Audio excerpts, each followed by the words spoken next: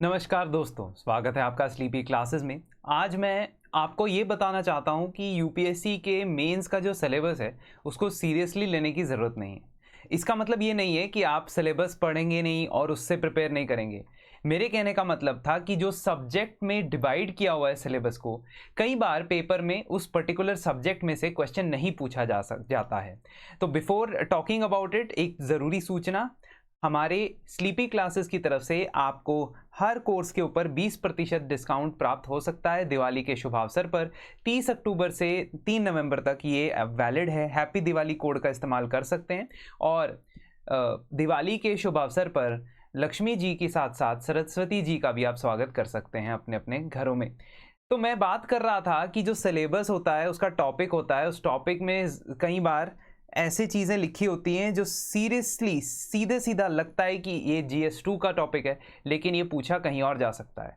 For example general studies 2 का जो आप सिलेबस देखोगे उसमें लास्ट पॉइंट देखो, development process, development industry, role of NGO, self help group and other groups and associations and other stakeholders. तो GS2 के paper में आना चाहिए। इसी तरीके से ये सवाल जो है वो क्या कहता है, in dealing with socio economic issues of development what kind of collaboration between government, NGOs and private sector would be most productive. But ये क्वेश्चन GS2 में नहीं, GS1 इंडियन सोसाइटी में पूछा गया। और ये भी हम नहीं कह सकते कि इंडियन सोसाइटी में पूछा गया, बट हम अज्यूम कर रहे हैं क्योंकि समाज के बारे में सवाल है, क्योंकि ये हिस्ट्री और ज्योग्राफी के बारे में तो है नहीं, और GS1 में यही 3 सब्जेक्ट होते हैं।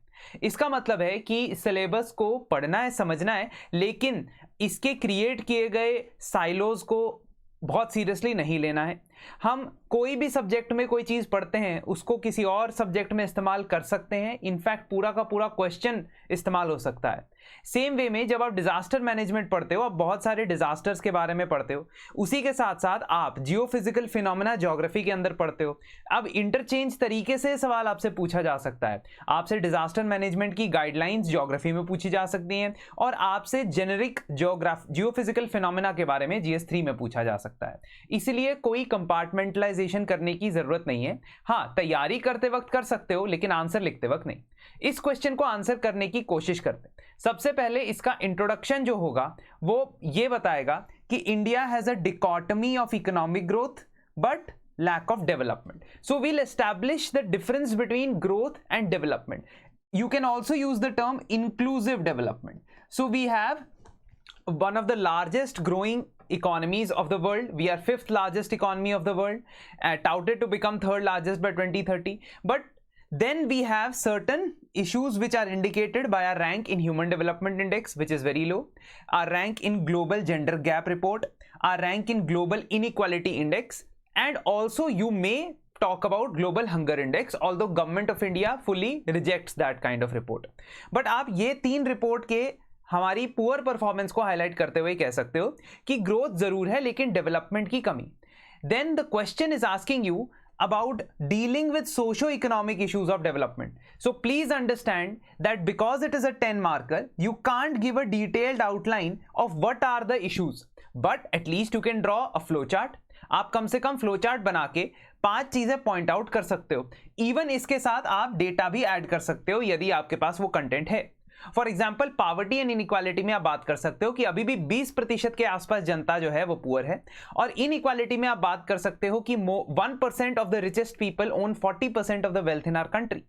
Food security and malnutrition में आप किसी भी एक एनीमिया की बात कर सकते हो, आप हंगर इंडेक्स की बात कर सकते हो। बात करने का मतलब सिर्फ मेंशन करना है, because here you are only going to draw the diagram.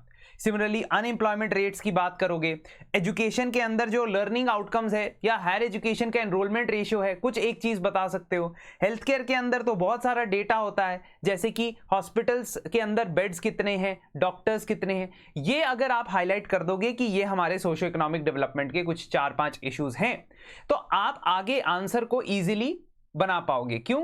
क्योंकि अब इन्हीं एरियाज के अंदर कैसे नॉन गवर्नमेंट ऑर्गेनाइजेशंस और प्राइवेट ऑर्गेनाइजेशंस सरकार के साथ काम कर सकती हैं या करती आई हैं, इसके बारे में आप लिख दोगे। दैट इज इट, यही क्वेश्चन की डिमांड है।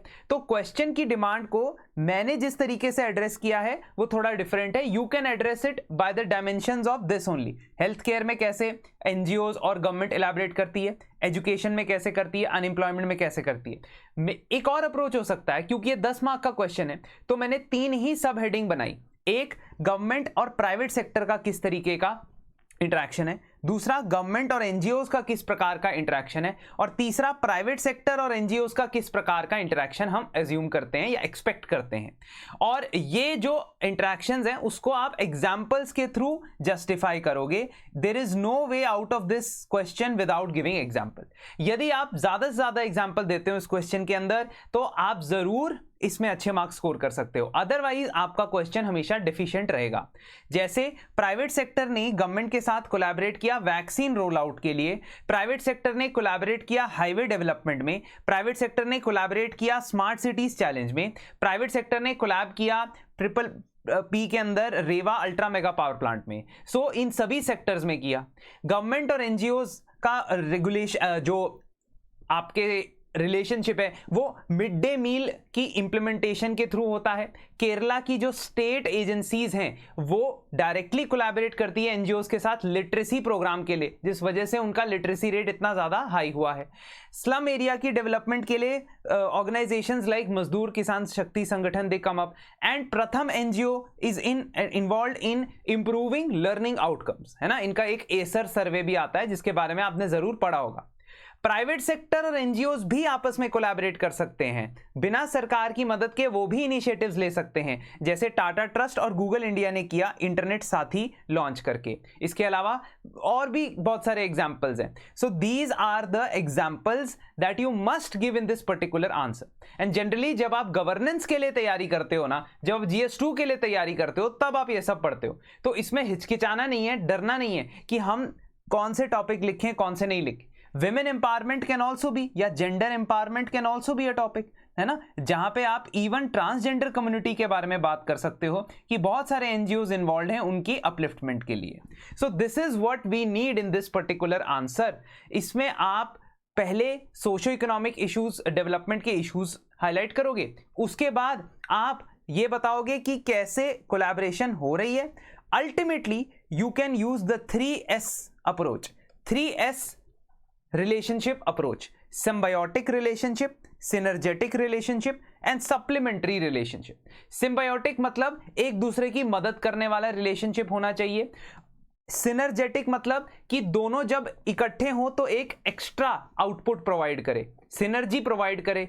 दोनों इकट्ठे हो तो जितना आउटपुट हो रहा है इन जनरल उससे ज्यादा आउटपुट मिले। एंड सप्लीमेंट्री मतलब कि एक दूसरे को सप्लीमेंट करना बहुत ज्यादा जरूरी है। If government for example is trying to introduce a scheme in which it wants adolescent girls to be checked for healthcare, then some NGOs can come and supplement the enrollment in those particular schemes।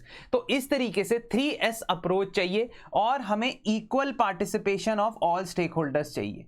तो ये जो zone होता है ये हमेशा good governance का zone होता है, जिसमें एक तरफ गवर्नमेंट, दूसरी तरफ प्राइवेट सेक्टर और तीसरी तरफ नॉन गवर्नमेंट सेक्टर या सिविल सोसाइटी पार्टिसिपेट करती। इसी के साथ इस क्वेश्चन को हम समाप्त करते हैं। अगले वीडियो से आप कौन से टॉपिक के ऊपर क्वेश्चंस चाहते हैं कमेंट्स में मुझे बताइए। आपके पास 2 ऑप्शन मैं दे रहा हूं, एक है IR इंटरनेशनल रिलेशंस, दूसरा है सोशल इश्यूज या Indian society. So from next video onwards we'll be discussing one of these dedicated topics for 4-5 days ताकि आपको एक रेगुलर आइडिया आता रहे। धन्यवाद और आपसे जरूर मुलाकात होगी जल्द। इसके अलावा एक और चीज मैं आपको याद दिलाना चाहता हूं, जो हमारा मेंस मेंटोरशिप प्रोग्राम है वो भी स्टार्ट हो चुका है और उसके अंदर यदि आप एनरोल करते हैं वहां पे भी आपको 20% डिस्काउंट मिलेगा 30 to 3rd नवंबर तक, 30th अक्टूबर से 3rd नवंबर तक। तो यदि आप इसमें एनरोल करते हैं तो इसमें 48 डेज की तो आंसर राइटिंग है, जिसमें 2 क्वेश्चन प्रतिदिन आपको दिए जाएंगे लिखने के लिए। इसके अलावा वीकली लाइव डिस्कशंस होगी और मेरे साथ 1-on-1 सेशंस अरेंज किए जाएंगे। इसका लिमिटेड इनटेक है जो इस हफ्ते के एंड तक खत्म होने वाला है। इसीलिए मैं कोशिश करूंगा कि आप एक बार अगर इंटरेस्टेड हैं तो इसमें जरूर एनरोल करें, अगर नहीं तो डेली हमारा जो YouTube पे सेशंस चलता है उसके थ्रू आप हमारे साथ कनेक्ट कर सकते हैं। धन्यवाद।